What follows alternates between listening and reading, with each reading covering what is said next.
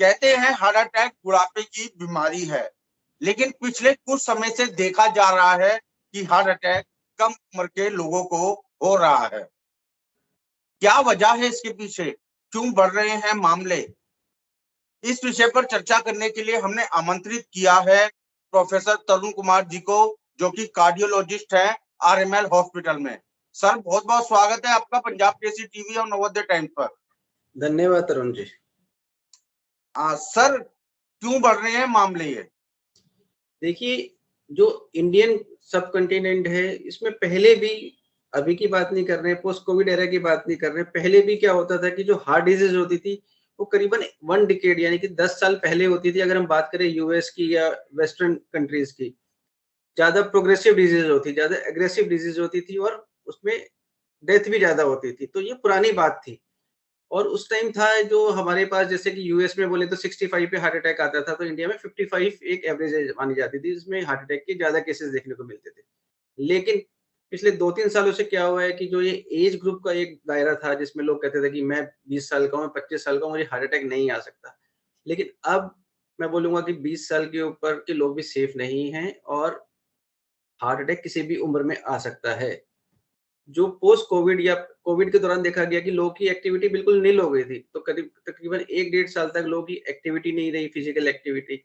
लोगों का वेट बढ़ गया, लोगों को स्ट्रेस हुई, लोगों की जो मेडिकल इलनेस थी, स्पेशली डायबिटीज और हाइपरटेंशन, वो भी अनकंट्रोल्ड हुई।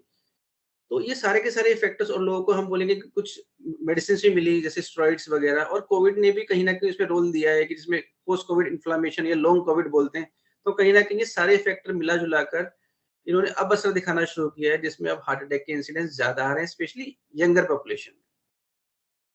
हाँ सर, देखा ये भी जा रहा है, कहते हैं कि शरीर को स्वस्थ रखने के लिए व्यायाम बहुत जरूरी है। लोग मॉर्निंग वॉक पे निकले, जिम गए और डेथ हो गई। एक अटैक आया, डेथ हो गई। ये क्यों हो रहा है? देखिए, जो हार्ट अटैक आता है वो कब आता है कि जब आपकी जो आर्टरीज हैं, हार्ट की आर्टरीज है, उसमें कोलेस्ट्रॉल डिपॉजिट्स होते हैं, हम उसको प्लाक्स बोलते हैं। वो प्लाक जब रप्चर होते हैं तो बॉडी की टेंडेंसी होती है, कहीं भी अगर रप्चर हो वेसल का तो क्लॉट बनाती है। तो अगर हार्ट की वेसल में कोलेस्ट्रॉल के डिपॉजिट जब रप्चर करते हैं, उसपे क्लॉट बनता है, तो हार्ट अटैक आता है। तो हम ये बोलेंगे कि जो ये क्लॉट है, ये जो ये प्लाक्स हैं, ये बहुत जल्दी बनने शुरू हो जाते हैं अगर आप अपनी बॉडी का ध्यान नहीं रख रहे हैं। कहने का मतलब, अगर आपको शुगर है, ब्लड प्रेशर है, आप स्मोकिंग करते हैं, आपकी एक्टिविटी कम है, आप हेल्दी फूड नहीं खाते हैं या फैटी फूड ज़्यादा खाते हैं, तो ये सब के सब कोलेस्ट्रॉल डिपॉज़िट हर किसी की बॉडी में बनने शुरू हो जाते हैं। बहुत जल्दी बनने शुरू हो जाते हैं, बच्चों में बनने शुरू हो जाते हैं। अब अगर हम इनको ऐसा चीज़ें करेंगे कि जो ये रप्चर हो जाएँ कोलेस्ट्रॉल डिपॉज़िट्स, तो ये हार्ट अटैक आता है। तो कोविड के दौरान लोगों की एक्टिविटी ज़ीरो रही, खाने-पीने का भी कुछ प्रॉपर नहीं रहा, ड्रग्स भी ऐसी ली गई, स्टेरॉइड्स वगैरह, जो आपकी हेल्थ को अफ़ेक्ट करती हैं।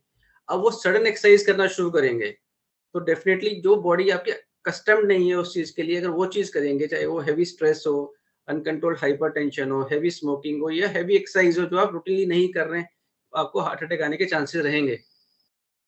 तो आपको जो भी एक्सरसाइज शुरू करनी है, आपको ग्रेजुअल करनी है, किसी गाइडेंस में करनी है। अगर आपकी एज 35 के ऊपर है या आपकी फैमिली में हार्ट प्रॉब्लम है या आपको रिस्क फैक्टर्स हैं, तो आपको पहले अपना कार्डियक चेकअप करवाना है, कोई भी हेवी एक्सरसाइज शुरू करने से पहले। सर, एक चीज समझना चाहूंगा मैं आपसे।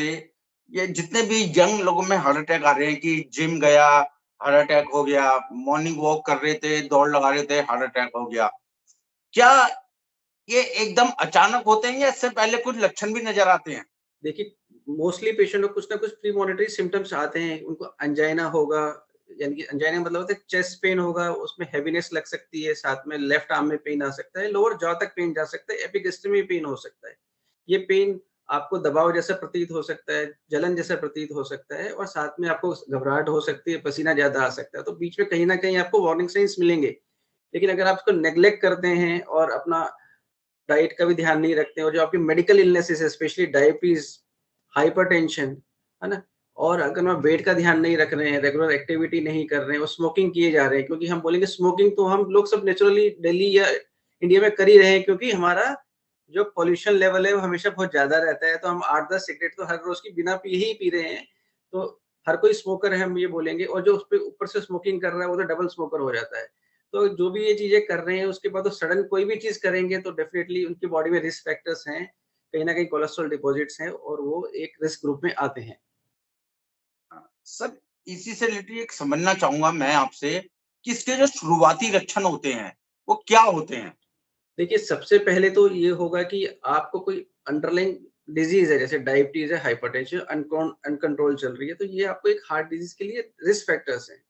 दूसरे रिस्क फैक्टर्स है आपकी फिजिकल इनएक्टिविटी, आपका मोटापा, आपका रहन-सहन, खाना-पीना जो आप डाइट वाली चीज़ें नहीं खा रहे हैं। इसके बाद ये सारे के सारे रिस्क फैक्टर्स हैं। ये क्या करते हैं आपकी बॉडी में कोलेस्ट्रॉल डिपॉज़िट करना शुरू करते हैं। जब वो डिपॉज़िट एक सीमित से ज़्यादा हो जाता है तो जब भी आप वॉक करेंगे आपको पेन होगा, उसको हम एंजाइना बोलते हैं। तो पेन आपका usually left side of chest में होता है, या रेट्रोस्टर्नल यानी कि छाती के बिल्कुल सेंटर में भी हो सकता है और लेफ्ट आर्म में भी जा सकता है। इसके साथ आपको जब भी पेन होगा तो साथ में घबराहट हो सकती है, पसीना आ सकता है। अगर ये सिम्पटम्स आपको हो रहे हैं तो इसका मतलब है कि आपको रेगुलर एक अपना रूटीन कार्डियक चेकअप ज़रूर करवाना है और इमीडिएटली कंसल्ट करना है आपको किसी जनरल फिजिशियन को या कार्डियोलॉजिस्ट को, ताकि आपका फर्दर चेकअप हो सके देखने के लिए कि आपको डिज़ीज़ है तो उसका एक्सटेंट क्या है और उसको कैसे प्रिवेंट या प्रोग्रेस होने से रोका जा सकता है। सर, आपने जो ये कारण बताए हैं, आपने बताया डायबिटिक, हाइपरटेंशन, इस तरह के पेशेंटों में रिस्क फैक्टर बढ़ जाता है। लेकिन जो स्वस्थ आदमी है, वो नियमित रूप से एक्सरसाइज कर रहा है, व्यायाम कर रहा है, उसे क्या लक्षण नजर आएंगे अपने शुरुआत में? देखिए, बाहर से स्वस्थ दिखना और आपकी जो बॉडी में आपके जो बायोकेमिकल मार्कर्स हैं, उसका नॉर्मल होने में बहुत डिफरेंस है।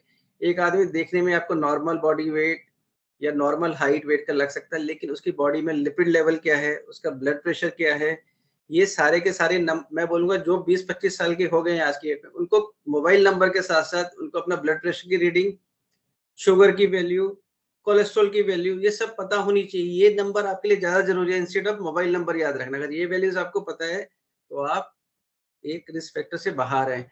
और जब भी एक्सरसाइज शुरू करें आप, तो आपको एक अपने कार्डियक इवैल्यूएशन करवाना है। आपको एक फिजिकल फिटनेस लेनी है अपने डॉक्टर से कि हाँ, मैं हेवी एक्सरसाइज कर सकता हूँ। सर, आपने जिस तरह बताया कि जब से कोविड आया है उसके बाद से तमाम चीजें ली गई, खासकर स्टेरॉइड का आपने जिक्र किया। तो क्या कोविड के बाद मामले बढ़े, क्योंकि आप देश के इतने बड़े अस्पताल में प्रोफेसर हैं और आपने तमाम तरह के मामले देखे, कोविड से पहले और कोविड के बाद कितना फर्क आप देखते हैं? देखिए, डेफ़िनेटली कोविड ने कहीं न कहीं सब लोगों को अफ़ेक्ट किया है और कुछ हम सुनने में जो लिटरेचर आया है, उसमें लॉन्ग कोविड सिंड्रोम भी देखने को मिला है। तो अभी तक कोई डेफ़िनेट स्टडीज़ नहीं आई है जो प्री कोविड और पोस्ट कोविड में इंसिडेंस का आप कंपैरिज़न करें। लेकिन जो हम लोग देख रहे हैं तो डेफ़िनेटली पोस्ट कोविड थोड़ा इंसिडेंस बढ़ा है हार्ट डिज़ीज़ का और स्पेशली यंगर पॉपुलेशन में ये थोड़ा ज़्यादा देखने को मिल रहा है। तो कहीं न कहीं मैं बोलूँगा कि जो आपका लाइफ़स्टाइल रहा कोविड और पोस्ट कोविड एरा में और जो आपने मेडिसिन्स खाई, जो स्ट्रेस हुआ वो कहीं न कहीं आपको लॉन्ग टर्म में अफ़ेक्ट कर रहा है। तो ये मैं बोलूँगा मल्टीफैक्टोरियल है चीज़ें। ये सिर्फ़ कोविड से रिलेटेड नहीं है या पोस्ट कोविड से रिलेटेड नहीं है। क्योंकि जितनी भी स्टडीज़ आज तक हुई हैं, पहले ये बोला जाता था कि इंडियंस जेनेटिकली प्रीडिस्पोज़ है हार्ट प्रॉब्लम्स के लिए, लेकिन इंटर हार्ट स्टडी हुई थी बहुत पहले, जिसमें उन्होंने देखा कि भई जो हार्ट अटैक आने की सबसे ज़्यादा वजहें क्या होती है, तो 90 टू 95% केसेज़ में जो कन्वेंशनल रिस्क फैक्टर्स हैं वही पाए गए। सिर्फ़ 5 से 10% पेशेंट में वो रिस्क फैक्टर नहीं थे, तो उनमें हार्ट अटैक आया। यानी मतलब 90 टू 95% हार्ट अटैक के इंसिडेंट्स आप प्रिवेंट कर सकते हैं या उसको अवॉइड कर सकते हैं, अगर आप अपने रिस्क फैक्टर प्रोफाइल ठीक कर लेते हैं तो। हाँ, सर, क्योंकि हमने कारण भी पता करे क्यों होते हैं, आपने बताया भी। अब इसके बचाव के बारे में बात करते हैं। क्या इससे बचने का कोई उपाय है? कुछ आप बताना चाहें? बिल्कुल, इसके बिल्कुल सरल उपाय क्योंकि जो सबसे बेस्ट इंजन आज तक बनाया ना है पूरे वर्ल्ड में, वो ह्यूमन हार्ट है, जो कंटिन्यूअसली काम करता रहता है और कभी आपसे रिपेयर भी नहीं माँगता है। लेकिन जब इस पे ज़्यादा ओवरलोड कर देंगे आप, तो डेफ़िनेटली इसको भी एक बैलेंसिंग की ज़रूरत है, रिपेयर की ज़रूरत है। बिल्कुल, सब चीज़ें आपके हाथ में मैंने क्या कहा 90 टू 95% चीज़ें आपके हाथ में, 5% जेनेटिक कॉज़ेज़ होते हैं जो आपके हाथ में नहीं है। सबसे पहला काम, इंडिया वर्ल्ड का नंबर 3 प्रोडक्टर है टोबैको का। तो जो सबसे मुख्य कारण रहता है वो टोबैको किसी न किसी फ़ॉर्म में आप ले रहे होते हैं, स्मोकिंग कर रहे होते हैं या आप च्यू कर रहे होते हैं, तो आपको टोबैको का सेवन नहीं करना, स्मोकिंग बिल्कुल नहीं करनी है आपको, ठीक है? दूसरा, अगर आपको शुगर है और ब्लड प्रेशर है, इंडिया वर्ल्ड कैपिटल है आज की डेट में शुगर और ब्लड प्रेशर की नियरली, सबसे ज़्यादा केसेज़ इंडिया में ही पाए जाते हैं, तो आपको अपना शुगर कंट्रोल रखना है, आपको अपना ब्लड प्रेशर कंट्रोल रखना है। जैसे मैंने कहा आपको नंबर्स पता होने चाहिए अपने, शुगर के, ब्लड प्रेशर के और तीसरा मैंने क्या बोला कोलेस्ट्रॉल के। तो जो आप जंक फूड खा रहे हैं, ये फास्ट फूड चेन क्या करती है, जब भी कुछ बनाएगी, ये सेम ऑयल में रिपीटेड कुकिंग करती है, क्योंकि ऑयल चेंज नहीं होता है। तो जब भी आप रिपीटेड कुकिंग सेम ऑयल में करते हैं, तो जो गंदे वाला कोलेस्ट्रॉल होता है या फैट होता है, बनना शुरू हो जाता है। इसको हम ट्रांस फैट्स बोलते हैं या फैटी एसिड्स बोलते हैं। सबसे डेंजरस यही होता है, जो आपके प्लाक रप्चर करते हैं या प्लाक ज़्यादा बनते हैं, तेज़ी से प्रोग्रेस करते हैं, यही कारण होता है। तो आपको कोई भी फास्ट फूड नहीं खाना है या उसको अवॉइड करना है, स्पेशली जो रिपीटेड ऑयल में कुकिंग से बने। तो आपको क्या खाना है? आपको हेल्दी डाइट लेनी है। हेल्दी डाइट में क्या होना चाहिए? प्रोटीन आपके होने चाहिए, कार्बोहाइड्रेट कम क्वांटिटी में होने चाहिए, फैट बिल्कुल कम क्वांटिटी में होने चाहिए, और जो आप एनिमल फैट लेते हैं वो भी आपको अवॉइड करना चाहिए। डेयरी प्रोडक्ट आपको कम क्वांटिटी में लेने हैं। तो ये चीज़ें आप करेंगे तो आपकी डाइट ठीक हो जाएगी। आपकी डाइट ठीक हो जाएगी तो आपका बॉडी वेट भी संतुलित रहेगा, और उसको संतुलित कैसे कर सकते हैं? रेगुलर व्यायाम करके। डेली अगर आप 30 मिनट्स की वॉकिंग करते हैं, अगर 5 दिन भी कर लेते हैं आप, हफ्ते में 5 दिन कर लेते हैं, यानी कि 150 मिनट्स इन ए वीक, तो भी आपका हार्ट बोलता है हाँ, ये मेरे लिए काफ़ी है। तो हार्ट क्या बोलता है कि आप रोज़ मेरे लिए 1 घंटा दौड़ोगे ना, मैं आपके लिए पूरी ज़िंदगी दौड़ूँगा।